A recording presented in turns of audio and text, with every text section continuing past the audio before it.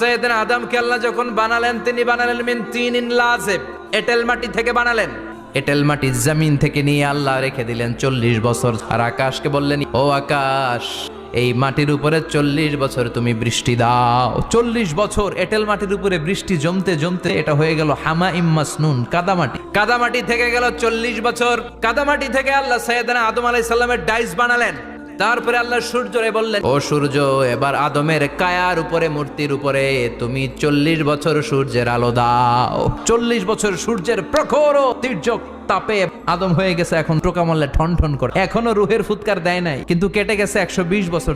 এই বিশাল লম্বা সময়ে আল্লাহ বললেন, উল্লেখ করার মতো আদম কিছুই ছিল না। আমরা আমাদের মায়ের পেটের ভেতরে 40 দিন ছিলাম নুতফা, এক ফোঁটা বীর্য।